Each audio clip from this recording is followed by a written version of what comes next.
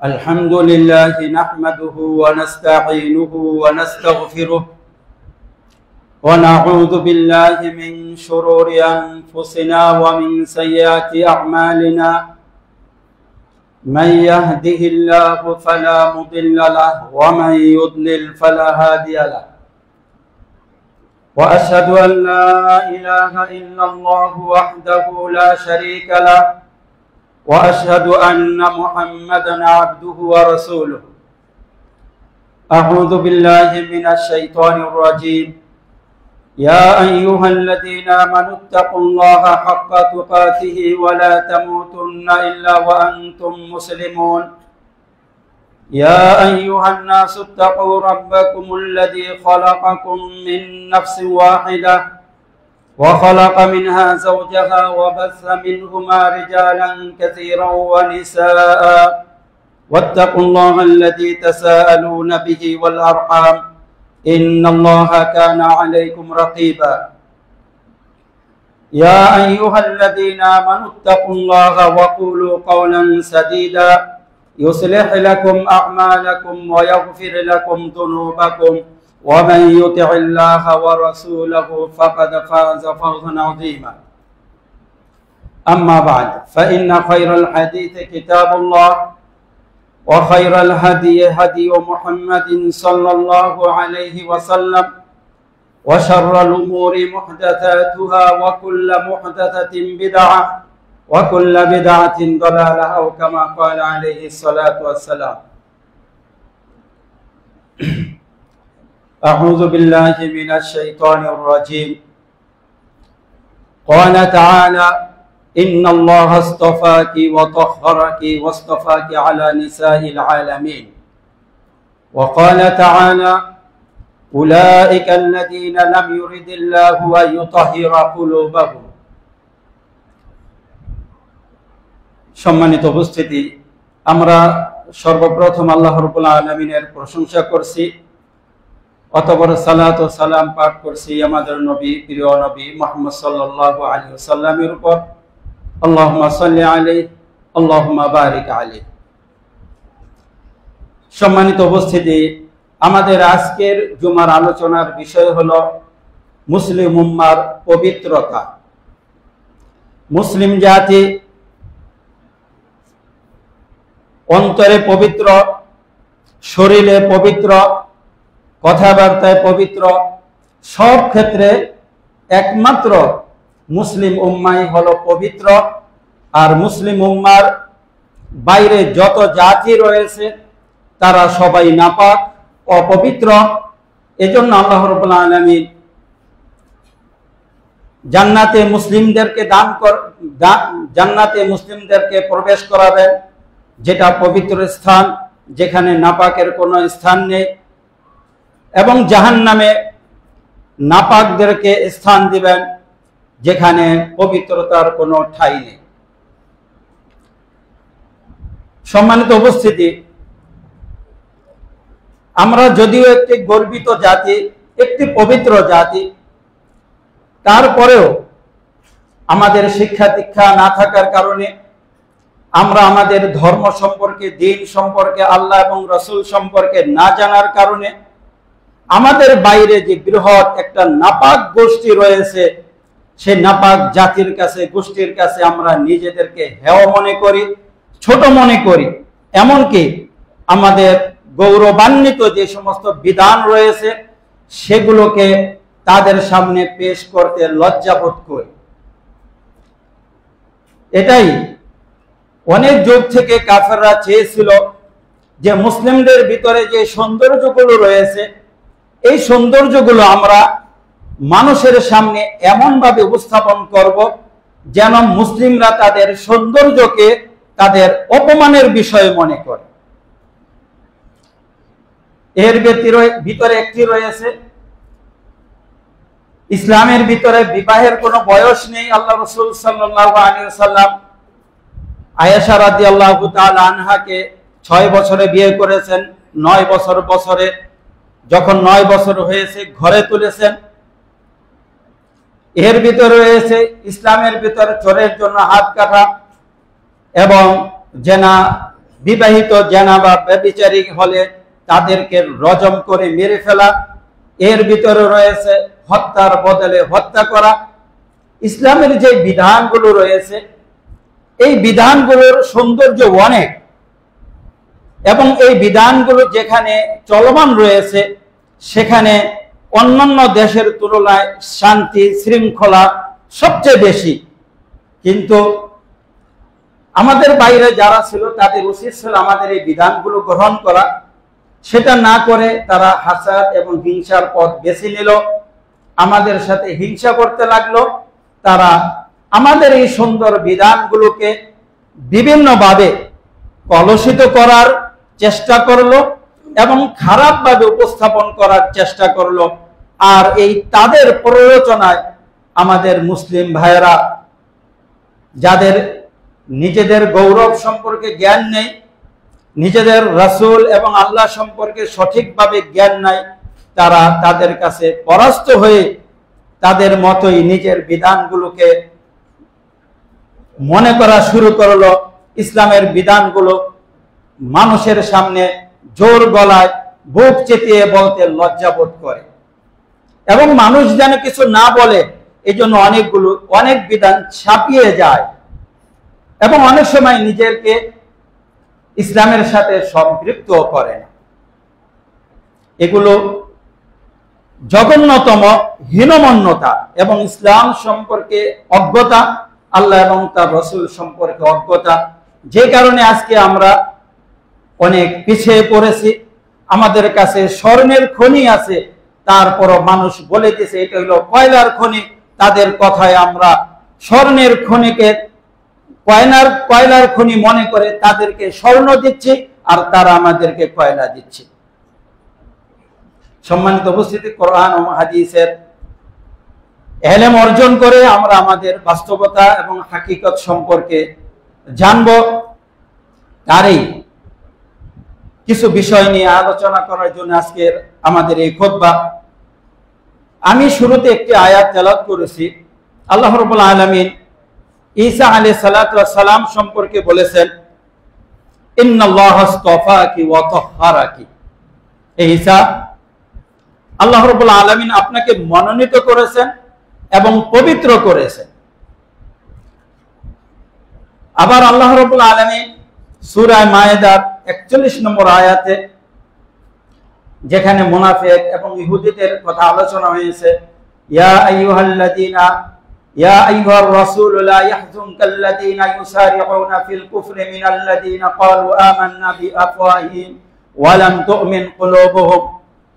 আল্লাহর রাসূল সাল্লাল্লাহু আলাইহি সাল্লাম মানুষ ঈমান গ্রহণ করুক এটা খুব পছন্দ করতেন। বিশেষভাবে কেউ যদি ইসলাম গ্রহণ করার পরে ইসলাম থেকে ফিরে যেত, এটা আল্লাহর রাসূলকে খুবই ব্যথিত করত এবং খুবই দুঃখ পেতেন। এই কারণে কিছু লোক এমন করা শুরু করলো, যে কারণে আল্লাহর রাসূল খুব ব্যথিত হলেন। আল্লাহ রাব্বুল আলামিন তাকে সান্ত্বনা দিলেন, ইয়া আইয়ুহার রাসূল লা ইয়াহজুনকা, হে রাসূল আপনাকে যেন ওইসব ব্যক্তির আচরণ দুঃখিত না করে যারা বলে আমরা মুখে ঈমান এনেছি অথচ তাদের অন্তরে ঈমান আনে নাই। বলে দিলেন যারা মুখে ঈমান আনার পরে ফিরে গেল তারা আসলে ঈমানই আনেনি, ঈমান তাদের অন্তরে প্রবেশ করেনি। ওয়া মিনাল্লাযীনা হাদু, এবং যারা ইহুদি, এরাও যেন আপনাকে দুঃখিত না করে, প্রেশার না করে, চিন্তিত না করে। এই আয়াতের শেষে আল্লাহ রাব্বুল আলামিন বলতেছেন, উলাইকাল্লাযীনা লাম ইউরিদিল্লাহু আন ইউতাহহিরা কুলুবাহুম। আল্লাহ রাব্বুল আলামিন তাদের অন্তরকে পবিত্র করতে চাননি, তাদের অন্তরকে পবিত্র করতে চাননি। তার অর্থ হলো যারা ঈমান গ্রহণ করেছে, ইসলাম গ্রহণ করেছে, তারা পবিত্র, তাদের অন্তর পবিত্র। আর যারা ইসলামের ভিতরে অনুপ্রবেশ করে নাই তাদের অন্তর নাপাক। এটা হলো অন্তরের বিষয়ে।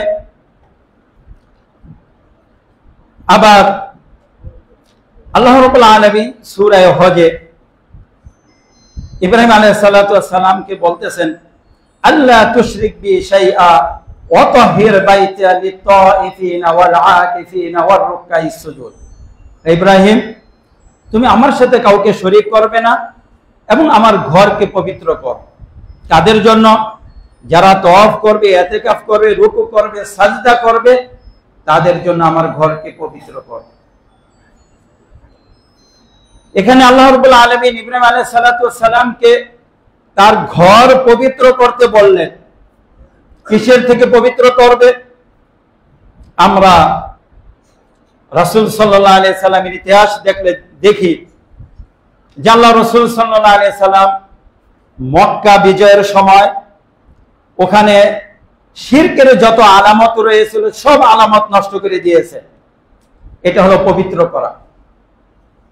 শিরকের আলামত নষ্ট করে ফেলা, শিরকের আলামত ধ্বংস করে ফেলা, যার মাধ্যমে আল্লাহ রাব্বুল আলামিনের নাফরমানি করা হয়, সেগুলোকে নষ্ট করে ফেলা হলো পবিত্র করার একটা অংশ। এরপরে আরো লক্ষ্য করি, আল্লাহ রাসূল সাল্লাল্লাহু আলাইহি সাল্লাম বলেছেন, আল্লাহ ইয়াতুফা বিল বাইতি বাদা আমি হাদা উরয়ানুন ওয়ালা মুশরিক। আল্লাহ রাসূল বললেন যে এই বছর পরে আর কেউ উলঙ্গ অবস্থায় কিংবা কোনো মুশরিক আল্লাহর ঘরকে প্রদক্ষিণ করবে না, তওয়াফ করবে না। শিরকের আলামত থেকে পবিত্র করলেন, মুশরিকদের থেকে পবিত্র করলেন, তাদের কর্ম উলঙ্গ হয়ে তওয়াফ করা সেটা থেকে ঘরকে পবিত্র করলেন। এই যে ঘর পবিত্র করার অর্থ হলো নাপাক সত্তা, নাপাক ব্যক্তিবর্গ যারা ছিল তাদের থেকে আল্লাহ রাব্বুল আলামিন তার ঘরকে পবিত্র করেছেন। এখন পর্যন্ত আল্লাহ রাব্বুল আলামিন সেই নাপাক জাতিকে মক্কার হুদুদ হারাম যেই অংশ রয়েছে তার ভিতরে ঢুকতে দেন না। এতটাই ঘৃণিত তারা, যে কারণে আল্লাহ রাব্বুল আলামিন অনন্তকাল তারা জাহান্নামে পড়বে। তাদের জ্বলন দেখে আল্লাহর এত দয়ার উদ্রেক হবে না, আল্লাহ ভুলে যাবেন তাদেরকে। ফালইয়াউমা নানসাহুম কামা নাসিতুম লিকা ইয়াউমিকুম হাদা। আল্লাহ তাআলা বলতেছেন, আজকে আমি তোমাদেরকে ভুলে যাব যেমন ভাবে তোমরা দুনিয়াতে আমার সাক্ষাৎকে ভুলে গিয়েছিলে। সম্মানিত উপস্থিতি, আমরা এই পবিত্র জাতি হয়ে আজকে সেই নাপাক জাতিদের দ্বারা পরিরচিত হয়ে যায়। তাদের আকীদা বিশ্বাস গ্রহণ করে, তাদের আচার আচরণ গ্রহণ করে, তাদের পোশাক আশাক গ্রহণ করে আমাদেরকে বারবার দেখা উচিত আমরা কোন জাতি, আমরা কোন দিকে যাচ্ছি। আল্লাহ রাব্বুল আলামিন ঈসা আলাইহিস সালামকে এই নাপাক জাতি থেকে পবিত্র করার ক্ষেত্রে বলতেছেন, ইন্নী মুতাওয়াফফিকা ওয়া রাফিউকা ইলাইহা ওয়া মুতাহহিরুকা মিনাল্লাযীনা কাফারু। সূরা আলে ইমরানের 55 নম্বর আয়াত। হে ঈসা, আমি তোমাকে মৃত্যু দিব, ওয়া রাফিউকা ইলাইহা, এবং আমার কাছে তোমাকে উঠিয়ে নিয়ে আসব এবং তোমাকে পবিত্র করব কাফেরদের থেকে। কাফেররা নাপাক, তাদের থেকে পবিত্র করবে। আল্লাহ রাব্বুল আলামিন রাসূল সাল্লাল্লাহু আলাইহি সাল্লামের স্ত্রীদের সম্পর্কে বলতেছেন সূরা আহজাবের 33 নম্বর আয়াত, ইন্নামা ইউরিদুল্লাহু লিইউযহিবা আনকুমুর রিজসা আহলাল বাইতি ওয়া ইউতাহহিরাকুম তাতহীরা। হে নবী পত্নীগণ, আল্লাহ রাব্বুল আলামিন তোমাদের কাছ থেকে নাপাককে দূর করতে চায় এবং তোমাদেরকে একেবারে সুন্দরভাবে পবিত্র করতে চায়, যেন তোমরা সুন্দরভাবে পবিত্র হয়ে জান্নাতে যেতে পারো। আল্লাহ রাব্বুল আলামিন আমাদেরকে পবিত্র করার জন্য আসমান থেকে পানি বর্ষণ করেছেন। ওয়ানজালনা মিনাস সামাই মাআন তাহুরা। পবিত্র পানি আল্লাহ রাব্বুল আলামিন আসমান থেকে আমাদের জন্য নাযিল করেছেন। জান্নাতে আমাদেরকে উৎসাহিত করেছেন। আমাদের স্ত্রীগণ জান্নাতে কেমন থাকবে সেটা বলে, ওয়ালাহুম ফিহা আজওয়াজুম মুতাহহারা। জান্নাতে তাদের স্ত্রীগণ হবে পবিত্র, তাদের কথা পবিত্র, তাদের আচরণ পবিত্র, তাদের অভ্যাস পবিত্র, তাদের পেশাব পায়খানা হবে না, তাদের মাসিক হবে না, তাদের অন্য থুতু ইত্যাদি যে কোনো দোষ ত্রুটি রয়েছে, এই দোষ ত্রুটি কিচ্ছু থাকবে না জান্নাতি নারীদের ভিতরে। জান্নাত পবিত্র, জান্নাতের নারীরা পবিত্র, জান্নাতে বসবাসকারী পুরুষগণ হবেন পবিত্র। যতক্ষণ না পর্যন্ত একটা মানুষ পবিত্র না হবে, ততক্ষণ পর্যন্ত জান্নাতে তার স্থান হবে না। সম্মানিত উপস্থিতি, এখানে একটা কথা বলি, পুরুষদেরকে আল্লাহ রাব্বুল আলামিন উৎসাহিত করেছেন জান্নাতে তাদের জন্য পবিত্র নারীগণ থাকবেন। নারীদেরকে কিভাবে উৎসাহিত করেছেন? অনেকে এই ধরনের একটা প্রশ্ন করে থাকে, সবকিছু দেখে পুরুষদের জন্য বলে, নারীদের জন্য কি রয়েছে? আসলে কোরআনুল কারীম আল্লাহ রাব্বুল আলামিন পুরুষদের এবং নারীদের মানসিকতা যে রয়েছে সেটার খুব লক্ষ্য করেছে। এমন কথা কোরআনুল কারীমে উল্লেখ করেন নাই যেটা বললে নারীরা লজ্জিত হবে, যেটা বললে নারীরা শরম পাবে। যেমন সূরা নিসাতে আল্লাহ রাব্বুল আলামিন এক জায়গায় বলেছেন, যুয়িনা লিন-নাসি হুব্বুশ শাহওয়াতি মিনান নিসাই ওয়াল বানিনা ওয়াল কানাতির। সেখানে মানুষের কাছে কি কি জিনিস প্রিয় করে দেওয়া হয়েছে সেটা উল্লেখ করেছেন, যে মানুষের কাছে নারীদেরকে প্রিয় করে দেওয়া হয়েছে, কিন্তু নারীদের কাছে পুরুষদের প্রিয় করে দেওয়া হয়েছে এই কথা উল্লেখ করেন নাই। কারণ এই কথা উল্লেখ করলে নারীরা তাদের স্বভাবজাতভাবে লজ্জিত হবে, শরম পাবে। একটা পুরুষকে যদি তার সুন্দর স্ত্রীর কথা বলা হয়, আখলাকের দিকটা হোক, যে দিক থেকে হোক, ওই পুরুষ ওই নারীকে বিয়ে করার জন্য সব শর্ত মেনে নেয়। যে তুমি যদি তাকে বিয়ে করতে হয়, এত টাকা মোহর দিতে হবে, অমুক জায়গায় রাখতে হবে, এবং এই কাজ তোমাকে করতে হবে। পুরুষ দেখা যায় তার মোহর উপার্জন করে, বাড়ি করে, সেই পজিশনে নিজেকে উঠানোর চেষ্টা করে। এটা পুরুষের জন্য একটা সম্মানের বিষয়। কিন্তু নারীকে যদি এমন কথা বলা হয় যে তোমার জন্য অমুক পাত্রী দেখা হয়েছে, অমুক অমুক বৈশিষ্ট্য, অমুক অমুক চরিত্র, যত প্রশংসা তার সামনে করা হবে, ওই নারীটা লজ্জিত হবে। এজন্য আল্লাহ রাব্বুল আলামিন নারীরা লজ্জা পায় এমন কথা কোরআনুল কারীমে উল্লেখ করেন নাই, তাদের স্বভাবকে লক্ষ্য রেখেছে। তবে আল্লাহ রাব্বুল আলামিন কোরআনুল কারীমে বিভিন্ন জায়গায় এরকম ভাবে বলেছেন যে ফালা তা'লামু নাফসুম মা উখফিয়া লাহুম মিন কুররাতি আয়ুন। জান্নাতের ভিতরে আল্লাহ রাব্বুল আলামিন এমন জিনিস আমাদের জন্য রেখে দিয়েছেন যেটা দেখলে আমাদের চোখ শীতল হয়ে যাবে, আর যেটা আমরা কল্পনাও করতে পারি না, আমাদের কল্পনার বাইরে। আমরা কি কল্পনা করবো আর কতটুকু কল্পনা করব? আমাদের যে পৃথিবী রয়েছে, মাটির নিচে রয়েছে, উপর রয়েছে, এগুলো আমরা কতটুকু কল্পনা করতে পারি? তারপরে দেখা যায় কল্পনার বাইরে অনেক কিছু বেরিয়ে আসতেছে। তো আল্লাহ রাব্বুল আলামিন পবিত্র জাতির জন্য পবিত্র জান্নাত, পবিত্র নারীদের জন্য পবিত্র পুরুষ, পবিত্র পুরুষদের জন্য পবিত্র নারীদের ব্যবস্থা করেছেন। সূরাতুল হিজরে আল্লাহ রাব্বুল আলামিন বলতেছেন, ওয়া নাযা'না মা ফি কুলুবিহিম মিন গিল্লিন। মুমিনদেরকে আল্লাহ রাব্বুল আলামিন যখন জান্নাতে প্রবেশ করাবেন, জান্নাতে প্রবেশ করার আগে তাদের অন্তরে যদি একটু হিংসা থাকে, হাসাদ থাকে, এই ধরনের কোন নাপাক উপাদান থাকে, আল্লাহ রাব্বুল আলামিন বলতেছেন ওয়া নাযা'না মা ফি কুলুবিহিম, তাদের অন্তরের ভিতরে যে হিংসা বিদ্বেষ রয়েছে এগুলো আমি টেনে বের করে পরিষ্কার করে তাদেরকে জান্নাতে দিব। আল্লাহ রাসূল সাল্লাল্লাহু আলাইহি সাল্লাম বলেছেন, আল্লাহ রাব্বুল আলামিন মুমিনদেরকে দুনিয়াতে বিভিন্ন আপদ বিপদ দিয়ে পরীক্ষা করেন, এবং আপদ বিপদ দিয়ে পরীক্ষা করে দুনিয়াতে এমন ভাবে তাকে নিষ্পাপ করে দেন যে দুনিয়াতে সে বিচরণ করে তার উপরে কোনো পাপ থাকে না, পবিত্র সত্তার মতো বিচরণ করে। এরপরে আল্লাহ রাব্বুল আলামিন তার জান নিয়ে নেন, তাকে সরাসরি জান্নাতে দিয়ে দেন। যদি এমন কারো হয় দুনিয়াতে পাপ সব মোচন হয়নি, মৃত্যুতে কষ্ট হয়, ওই কষ্টের মাধ্যমে তার পাপ মোচন করে দেন।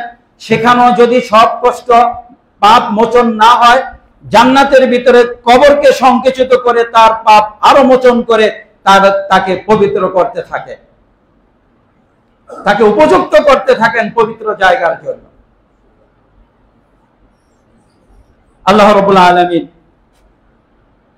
আমাদের অন্তরকে পবিত্র রাখতে বলেছেন এবং সেই ব্যবস্থা আল্লাহ রাব্বুল আলামিন করে দিয়েছেন যে আমরা আমাদের অন্তরকে পবিত্র করব এবং অন্তরকে আমরা পবিত্র রাখব।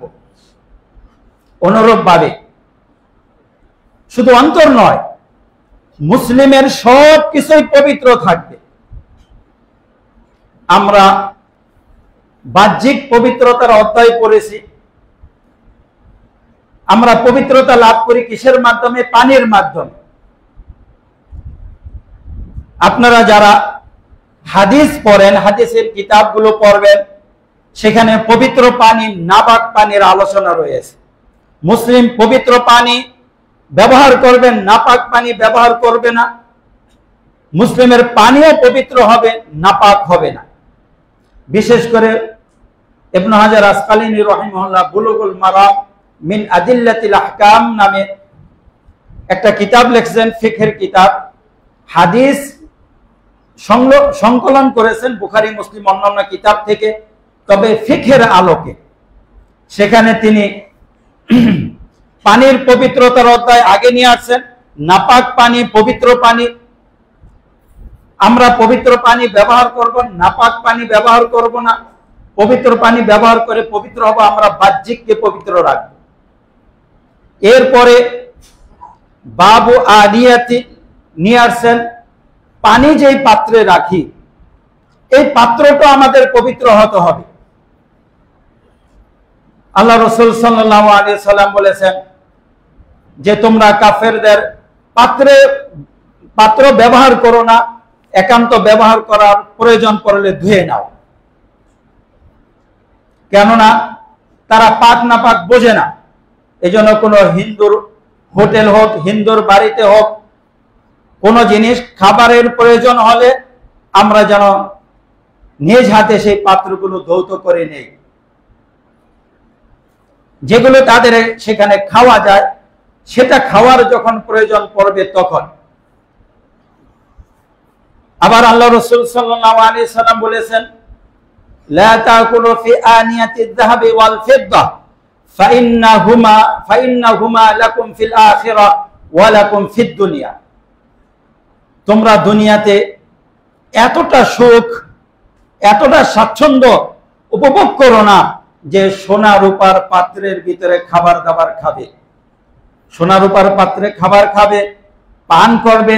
এতটা সুখী তোমরা হয়েও না। এটা তোমাদের জন্য আছে, থাকবে আখিরাতে। তবে এটা কাফেরদেরকে দুনিয়াতে ভোগ করতে দাও, এটা তারা ভোগ করবে। স্বর্ণ রূপার পাত্র ব্যবহার করলে শৌখিনতা আসে, একটু বরত্ব চলে আসে, অন্তরের ভিতরে একটু অহংকার চলে আসতে পারে। অহংকার নাপাক, এই নাপাক জিনিস যেন অন্তরের ভিতরে প্রবেশ না করে আল্লাহ রাসূল সাল্লাল্লাহু আলাইহি সাল্লাম নিষেধ করে দিলেন, হারাম করে দিলেন। সোনা রূপার পাত্র কোন মুমিন ব্যবহার করতে পারে না, কারণ এর কারণে তার অন্তরের ভিতরে নাপাক ঢুকতে পারে, যে নাপাকের কারণে সে জান্নাতে যেতে পারবে না। অনুরূপভাবে আল্লাহ রাব্বুল আলামিন বাহ্যিকভাবে আমাদেরকে পবিত্র করার ব্যবস্থা করেছেন। আমাদের শরীরে বিভিন্ন ধরনের নাপাক জন্মে যায়, ময়লা জন্মে যায়। আল্লাহ রাসূল বলেছেন, খামসুম মিনাল সুনানুল ফিতরা, পাঁচটি হলো মানুষের স্বভাবজাত সুন্নাত, যেগুলো থেকে মুসলিমকে পবিত্র থাকতে হয়। তার ভিতরে একটি হলো মুছ বড় হলে কেটে ফেলা, বগলের পশম উপড়ে ফেলা, নখ বড় হলে কেটে ফেলা, নাভির নিচের পশম কেটে ফেলা। আল্লাহ রাসূল সাল্লাল্লাহু আলাইহি সাল্লাম এই আদেশগুলো দিয়েছেন। এগুলো হলো সুনানুল ফিতরা, মানুষের স্বভাবজাত সুন্নাহ, অভ্যাস। কারণ নখ না কাটলে, বড় থাকলে, আবার আরেকটি হাদিসের ভিতরে 10টি কথাও আছে যেখানে কুলি করা, নাকে পানি দেওয়া ইত্যাদি রয়েছে। আমরা যদি নখ পরিষ্কার না করি, ময়লা জমে, এই ময়লা আমাদের বিভিন্নভাবে ক্ষতি করতে পারে। বাহ্যিকভাবে আল্লাহ রাসূল আমাদের পবিত্র থাকার ব্যবস্থা করে দিলেন। বগলের পশম, নিচের পশম যদি আমরা পরিষ্কার না করি, সেখানে ঘাম হবে, দুর্গন্ধ হবে, হয়তো আমার পোশাক দ্রুতই দুর্গন্ধময় হবে, কিংবা আমার স্ত্রী, আমার বাচ্চা কাচ্চা আমার দ্বারা কষ্ট পাবে। আল্লাহ রাসূল বলেছেন তোমার দ্বারা কেউ যেন কষ্ট না পায়, ব্যবস্থা করে দিলেন। আবার কি ব্যবস্থা করলেন? উপরে ফেলতে বললেন, কাটতে বলেন। আমরা যদি উপরে ফেলার ব্যবস্থা করি, দেখব আপনার ভূগোলের নিচের পশম যেমন ফ্রেশ থাকে, পরিষ্কার থাকবে, কালো হবে না, মোটো হবে না, এবং ঘামও দুর্গন্ধ হবে না। তবে উপরে ফেলার অভ্যাস করতে হয়। ঘামের সময় বা একটু বড় হলে অনেক সময় ওই পশমগুলো নরম হয়ে যায়, তখন টান দিলে চলে আসে। তো যাই হোক, আল্লাহ রাসূল সাল্লাল্লাহু আলাইহি সাল্লাম আমাদের একটা সুন্দর পদ্ধতি বাতলে দিয়েছেন। অনুরূপভাবে মুছ কর্তন করা, ছোট করা, নাভির নিচের পশম উপরে কেটে ফেলা। তার কারণ নাভির নিচের পশম বড় হলে সেখানে ময়লা জন্মে, ময়লা জন্মালে বিভিন্ন ধরনের রোগ দেখা দেয়, বিশেষ করে চুলকানি হয়। আর ওখানে চুলকানি হলে বিভিন্ন ধরনের উত্তেজনা তৈরি হয়। আর উত্তেজনা তৈরি হলে মানুষ স্ত্রী না থাকলে বা বিবাহিত না হলে বিভিন্ন পাপ কার্যে জড়িত হয়ে যায়। আল্লাহ রাসূল সাল্লাল্লাহু আলাইহি সাল্লাম গোড়া থেকেই নিষেধ করেছেন, তোমার নাভির নিচের পশম কেটে ফেলো, যেন চুলকানি না হয়, চুলকানিতে গিয়ে তোমার উত্তেজনা তৈরি না হয়, তুমি পাপের দিকে ধাবিত না হও। আমাদেরকে আল্লাহ রাসূল সাল্লাল্লাহু আলাইহি সাল্লাম বাহ্যিকভাবে, আভ্যন্তরীণভাবে পবিত্র থাকার যত ব্যবস্থা রয়েছে সেই ব্যবস্থাগুলো আমাদের করে দিয়েছে। এরপরে বাহ্যিকভাবে আমরা আবার অপবিত্র হয়ে যাই যখন আমাদের উপরে গোসল ফরজ হয়। আল্লাহ রাসূল সাল্লাল্লাহু আলাইহি সাল্লামের গোসলের বিধান দিয়ে দিয়েছে।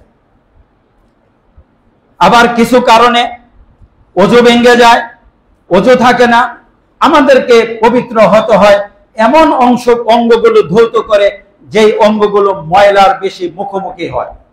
আমরা যখন চলাফেরা করি, আমাদের চেহারা ময়লার বেশি মুখোমুখি হয়, হাত ময়লার মুখোমুখি হয়, পা ময়লার মুখোমুখি হয়। আল্লাহ রাসূল সাল্লাল্লাহু আলাইহি সাল্লাম ওযুর বিধান দিয়েছেন, যে কারণে আমরা ওযু করে আমাদের অঙ্গগুলোকে, শরীরকে সতেজ রাখতে পারি, পাক পবিত্র রাখতে পারি। পবিত্র ধর্ম, পবিত্র দ্বীন, পবিত্র ইসলাম। আল্লাহ রাব্বুল আলামিন আমাদেরকে স্বামী স্ত্রীর যে সম্পর্ক দিয়েছেন সেটাও পবিত্র সম্পর্ক।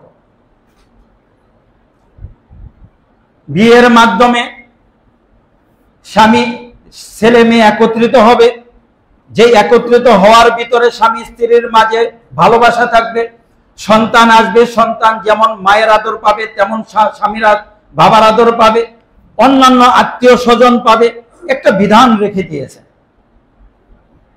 এজন্য ইসলাম বিয়েকে খুব সহজ করেছে। যখন বিয়েকে সহজ করা ছিল, এর বিপরীতে জেনা ছিল কঠিন, জেনাকে খুব কঠিন করা হয়েছিল, জেনা ছিল না বললেই চলে।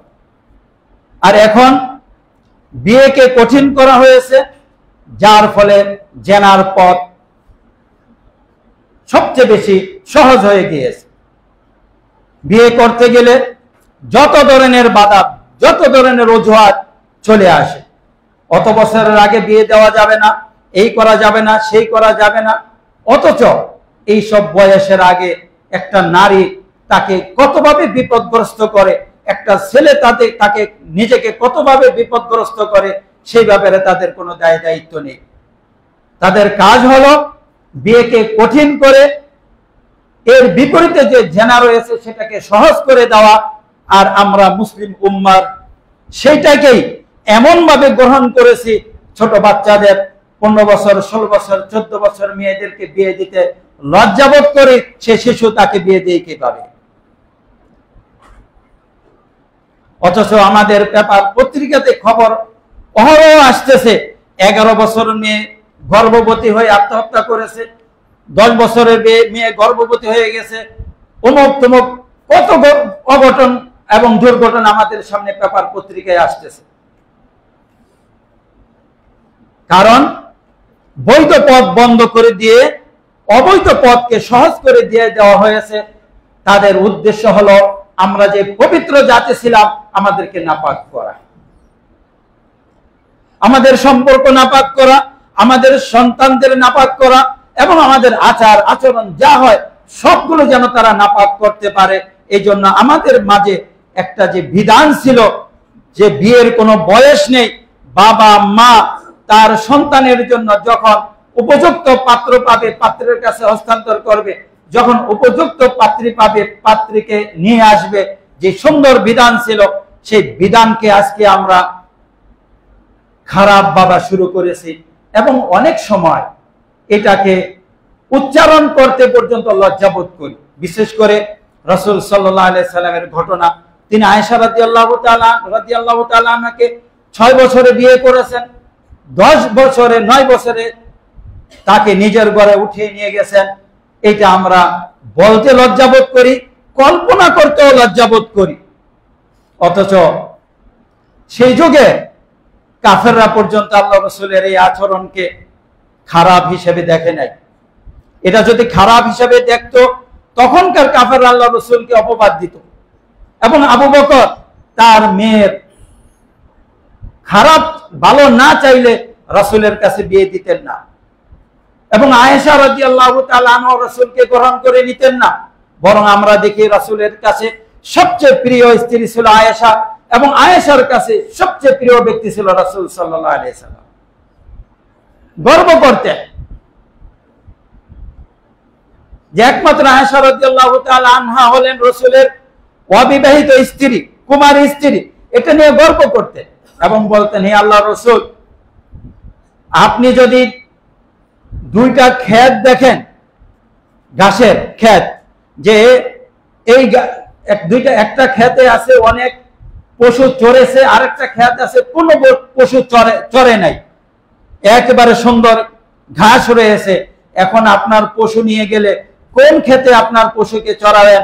যেই ক্ষেতে ঘাস অন্যান্য পশুরা খেয়েছে সেই ক্ষেতে নিয়ে যাবেন, নাকি যেই ক্ষেতের ঘাস কেউ খায়নি সেই ক্ষেতে নিয়ে যাবেন? তখন আল্লাহ রাসূল বললেন, না, আমি যেই ক্ষেতে ঘাস কোনো পশু চড়ায় নাই সেই ক্ষেতেই আমি আমার পশুকে নিয়ে যাব। আল্লাহ রাসূলকে এই বলে পরীক্ষা করলেন যে রাসূলের মনটা কার প্রতি বেশি ধাবিত, আয়েশার প্রতি না অন্যান্য স্ত্রীর প্রতি? এখন কেউ যদি বলে যে আয়েশার উপরে জুলুম করা হয়েছে, এই কথা যদি আয়েশা শোনে, মুসলিম নারী, আল্লাহ রাব্বুল আলামিন এই প্রত্যেকটা কথার বিনিময় আসল প্রতিদান আখিরাতে তাকে দিয়ে দিবে। যেখানে আয়েশা রাদিয়াল্লাহু তাআলা আনহা ধন্য, রাসূল সাল্লাল্লাহু আলাইহি সাল্লামের প্রিয় পাত্রী, প্রিয় স্ত্রী, আবু বকর রাদিয়াল্লাহু তাআলা আনহু ধন্য, আবু বকরের স্ত্রী ধন্য, সেখানে আমরা তাদের সেখানে দরদ দেখাই আর আমরা অনেকেই সেই বিধানকে উচ্চারণ করতে ভুল করি। মনে রাখবেন, তখনকার কাফেরও এই বিধান খারাপ হিসেবে দেখে নাই এবং সেটা স্বাভাবিকভাবে প্রচলন ছিল। আজ থেকে 50-60 বছর আগেকার যুগটা দেখেন, যখন সমাজের ভিতরে জেনা ব্যভিচার কঠিনভাবে দেখা হতো। কোন ফ্যামিলিতে এরকম দুর্ঘটনা ঘটে গেলে ওই ফ্যামিলির সাথে মানুষ আত্মীয়তা করতো না। তখনকার যুগটা দেখবেন 10 বছরে বিয়ে হয়েছে, 12 বছরে বিয়ে হয়েছে, 9 বছরে বিয়ে হয়েছে, সুন্দরভাবে তাদের জীবনযাপন অতিবাহিত হয়েছে। আর এখন আমরা সেইটাকে কঠিন করে আমরা কাফেরদের ফাঁদে পা দিয়ে তারা যেমন নাপাক, আমরা নিজেদেরকে নাপাক করা শুরু করেছি। আল্লাহ রাব্বুল আলামিন আমাদেরকে যেরকম পবিত্র জাতি হিসাবে তৈরি করেছেন, সেরকম পবিত্র জাতি হিসাবে থাকার তৌফিক দান করুন। সম্মানিত উপস্থিতি, আল্লাহ রাব্বুল আলামিন বাহ্যিকভাবে যেরকম আমাদের অঙ্গ প্রত্যঙ্গ দিয়েছেন এগুলোকে পাক পবিত্র রাখতে হয়, অনুরূপভাবে আমাদের একটি অন্তর দিয়েছেন। অন্তরকে পাক পবিত্র রাখা সবচেয়ে বেশি দায়িত্ব, সবচেয়ে বেশি গুরুত্ব। কারণ আল্লাহ রাব্বুল আলামিন সূরা হজের ৪৬ নম্বর আয়াতে বলেছেন, ফাইন্নাহা লা তা'মাল আবসার ওয়ালাকিন তা'মাল কুলুবুল্লাতী ফিস সুদুর। কারণ মানুষের চোখ অন্ধ হয় না, অন্ধ হয়ে যায় মানুষের অন্তর। এই অন্তর অন্ধ হয়ে গেলে তখন মানুষ ভালোকে ভালো হিসাবে, খারাপকে খারাপ হিসাবে দেখতে পারে না। আল্লাহ রাসূল সাল্লাল্লাহু আলাইহি ওয়াসাল্লামের জন্য বলেছেন, ইন্না ফিল জাসাদি মুদগাহ ইদা সালুহাত সালুহাল জাসাদু কুল্লু ওয়া ইদা ফাসাদাত ফাসাদাল জাসাদু কুল্লু। প্রসিদ্ধ হাদিস, বুখারী মুসলিমের হাদিস। আমরা সবাই জানি অন্তরের ভিতরে একটা গোশতের টুকরা রয়েছে, এটা ঠিক সব ঠিক, এটা নষ্ট সব নষ্ট।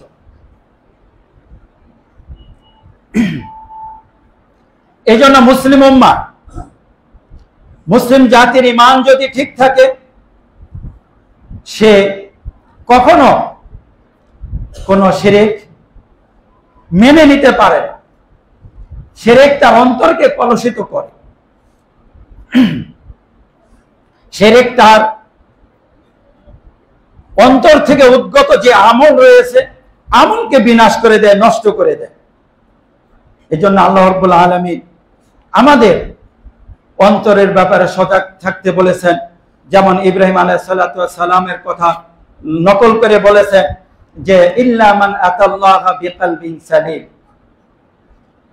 যে কিয়ামতের ময়দানে কেউ নিরাপদ থাকতে পারবে না, ভালো থাকতে পারবে না, জান্নাত লাভ করতে পারবে না একমাত্র সে ছাড়া যে পরিষ্কার পরিচ্ছন্ন অন্তর নিয়ে আসছে।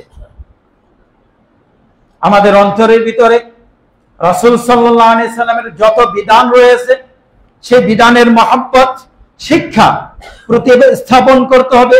এর বিপরীতে যত বিধান রয়েছে সেগুলোকে ঘৃণা করতে হবে। বিশেষ করে দেখেন আমাদের বিধানগুলো, কাফেররা আমাদের ব্যাপারে যে সমস্ত চক্রান্ত করে তার ভিতরে একটা বড় চক্রান্ত হলো ইসলামের বিধিবিধানগুলোকে এমন ভাবে সমাজে উপস্থাপন করা যে কারণে মুসলিমরাই তাদের বিধানগুলো মুখে নিতে লজ্জা পায়। এমনকি এমন কথাও শুনেছি আমাদের যারা ইসলামিক রাজনীতি করেন তারা ইসলামের নাম নিতে লজ্জাবোধ করেন। যদি পশ্চিমারা অসন্তুষ্ট হয় আমাদেরকে জঙ্গি বলে, এই জন্য অনেকে ইসলামকে কাটছাঁট করা শুরু করেছে। আমরা ওই ইসলাম না, আমরা অমুক ইসলাম, আমরা ওই ইসলাম না, আমরা তমুক ইসলাম। একসময় শরিয়া আইন মুখে নিত, এখন শরিয়া শব্দ মুখে নেওয়া ছেড়ে দিছে। যদি আমাদের নাকে খত লেগে যায় শরিয়া আইন যদি আমরা মুখে উচ্চারণ করি, রাসূলের ইসলামের কথা উচ্চারণ করলে আমাদের লজ্জা, যদি আমাদের লজ্জাবোধ হয়, এই জন্য এগুলো বাদ দেওয়া শুরু করেছি। আমরা মুসলিম, এই ইসলাম আল্লাহর কাছে গ্রহণযোগ্য নয়। ইসলাম আল্লাহর কাছে গ্রহণযোগ্য হতে হলে ইসলামকে প্রকাশ করতে হবে শাহাদা।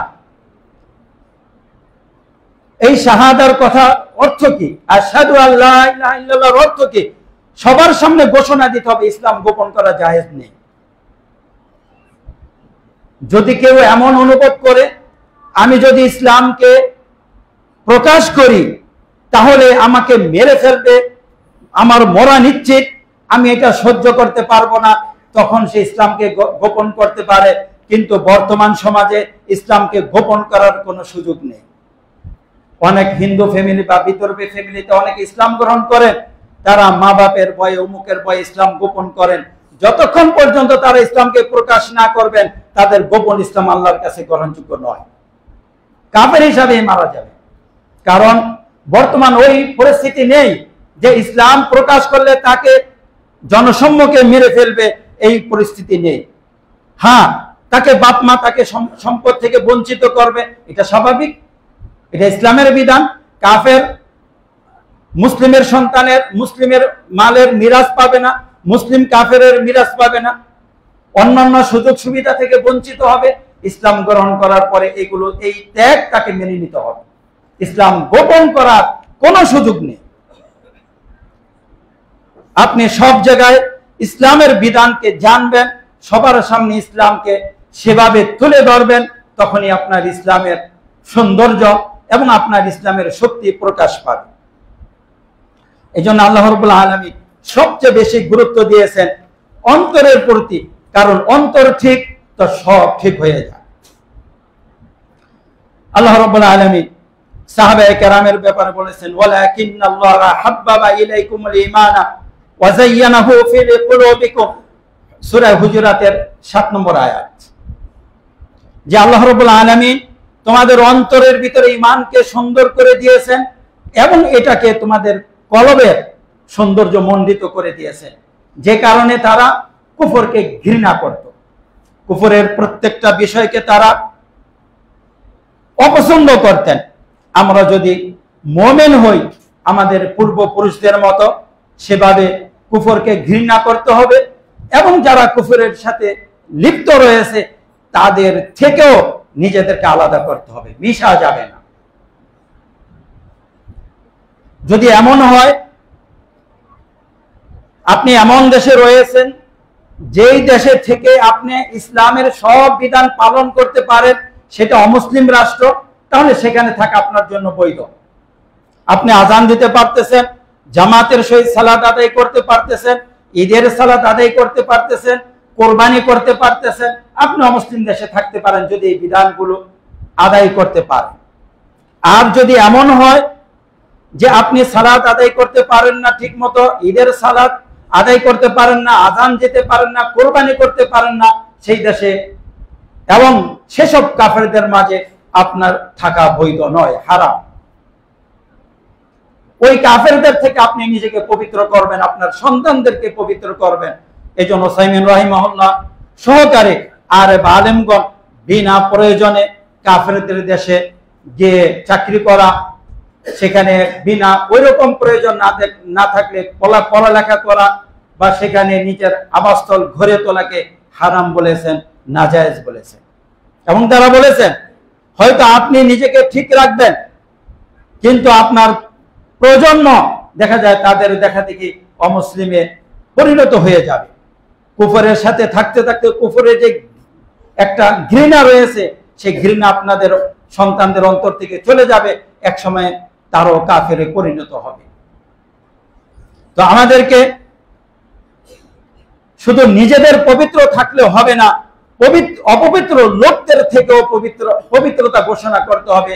যেমন ইব্রাহিম আলাইহিস সালাতু ওয়াস সালাম বলেছেন যে ইন্নানি বুরাউ মিনকুম মিম্মা তা'বুদুনা মিন দুনিল্লাহ, যে আমরা এবং আমি, তোমরা এবং তোমরা যাদের ইবাদত করো সবার থেকে সম্পর্কে ছেদ করলাম।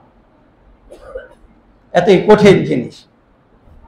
নিজে নাপাক থাকা যাবে না এবং যারা নাপাক রয়েছে তাদের সাথে অন্তরের মিল হয়ে যায় এমন সম্পর্ক রাখা যাবে না। তবে আপনি তাদের নাপাক দ্বারা কলুষিত না হন, এতটুকু দূরত্ব বজায় রেখে আপনার সৌন্দর্য, আপনার আখলাক, আপনার আদাব, আপনার সবকিছু তাদের সামনে তুলে ধরতে পারেন এবং ধরা উচিত। এটা ইসলামে একটা আদেশ এবং ইসলামের একটা সৌন্দর্য। সম্মানিত উপস্থিতি, আল্লাহ রাব্বুল আলামিন আমাদেরকে এই পবিত্র দিন ইসলাম দিয়ে পবিত্র করেছেন। আল্লাহ রাসূল সাল্লাল্লাহু আলাইহি সাল্লাম বলেছেন, আমরা সবাই জানি যে ওই শরীর জান্নাতে যাবে না যেই শরীর হারাম খাবার দিয়ে গড়ে উঠেছে, বেড়ে উঠেছে। কারণ হারাম খাবারে বর্ধিত গোশত সেটাও হারাম। এই হারাম গোশত জান্নাতের উপযুক্ত না। এই জন্য আল্লাহ রাসূল সাল্লাল্লাহু আলাইহি সাল্লাম হারাম খেতে নিষেধ করেছেন। কারো উপরে জুলুম করা এবং চারিত্রিকভাবে যে নাপাক কতগুলো স্বভাব রয়েছে, যেমন ধরেন মানুষের মাঝে ঝগড়া না লাগিয়ে মিল মিলাপ করা, এমনকি দুইজনের মাঝে যদি ঝগড়া লেগে যায় সেখানে মিল করতে গিয়ে সত্য কথা না বলে যদি মিথ্যা বলতে হয় সেটা বলেও দুইজনের মাঝে মিল করাটা হলো ইসলামের আদেশ। যেমন ধরেন দুইজন বন্ধু রয়েছে, কোনো কারণে মনোমালিন্য হয়ে গেল, আপনি দুইজন বন্ধুর সাথেই সাক্ষাৎ করলেন, বললেন যে আপনি তার উপরে রাগ করে আছেন, অথচ সে আপনার এই প্রশংসা করলো, আপনাদের বন্ধুত্বের সময়কার এই কথাগুলো আপনার অনুদান তার উপরে রয়েছে, সে উল্লেখ করলো, এই বলে তাকে নরম করা তার বন্ধুর প্রতি, আবার তার বন্ধুকে এরকম কথা বলে এদিকে নরম করে আপনি উভয়ের মাঝে মিল করে দেয়। কিন্তু মানুষের মাঝে ফাসাদ সৃষ্টি করা, ঝগড়া সৃষ্টি করা, এটা একটা নাপাক। এগুলোকে বলে হাসাদ, হিংসা। এই হাসাদ, হিংসার নাপাক জিনিস, এইটা লালন করে ইহুদিরা, এইটার সূত্র হয়েছে ইবলিস থেকে। যখন আল্লাহ রাব্বুল আলামিন আদম আলাইহিস সালামকে সৃষ্টি করলেন, তখন ইবলিসের ভিতরে অহংকার জন্মালো এবং হিংসা জন্মালো, যে তাকে মাটি দিয়ে সৃষ্টি করে আমার উপরে শ্রেষ্ঠত্ব দিল, আমি তার ক্ষতি করেই যাব। কাজেই কারো ক্ষতি করার যে মানসিকতা রয়েছে, এটা নাপাক মানসিকতা। এই নাপাক মানসিকতা ত্যাগ করতে হবে। এই নাপাক মানসিকতা যতদিন পর্যন্ত অন্তরে রয়েছে, এই নাপাক মানসিকতা সহকারে জান্নাতে যাওয়া যাবে না। হয়তো আল্লাহ রাব্বুল আলামিন দুনিয়াতে আমাদের পাক করবেন এগুলো থেকে, অন্যথায় এই নাপাক থাকলে জাহান্নামের আগুনে পুড়ে হলেও পবিত্র করে তারপরে জান্নাতে দিবে। কারণ জান্নাত পবিত্র স্থান, সেখানে কোনো নাপাকের স্থান নাই। সম্মানিত উপস্থিতি, আল্লাহ রাব্বুল আলামিনের অশেষ দয়া, আমাদেরকে তিনি মুসলিম বানিয়েছেন। আমাদের সবকিছু পবিত্র হওয়ার কথা, আমাদের সবকিছু পবিত্র, আমাদের শরীর পবিত্র, আমাদের অন্তর পবিত্র, আমাদের আচার আচরণ পবিত্র, আমাদের কথা পবিত্র, আমাদের কাজগুলো হবে পবিত্র, আমাদের ঠিকানা পবিত্র, আমাদের ইবাদতের জায়গা পবিত্র, আমাদের মৃত্যুর পরে যে জান্নাত রয়েছে সে জান্নাত পবিত্র। আমরা যেন এই পবিত্র বিষয়গুলো সামনে রেখে নিজেদেরকে সর্বক্ষেত্রে পবিত্র রাখার চেষ্টা করি। আমাদের অন্তর, আমাদের শরীর যেন কোনোভাবে নাপাক না করি, নাপাক হলে পবিত্র হওয়ার চেষ্টা করি, কারণ আমাদের পবিত্র স্থানে যেতে হবে। হে আল্লাহ, তুমি আমাদেরকে দুনিয়াতে সর্বতভাবে পবিত্র থেকে মরার পরে যেন সরাসরি তোমার পবিত্র স্থান জান্নাতে যেতে পারি, সেই তৌফিক দান করুন। আমিন। ওয়া সাল্লাল্লাহু তাআলা আলা নাবিয়িনা ওয়া ইমামিনা মুহাম্মদ ওয়া আলা আলিহি ওয়া সাল্লাম।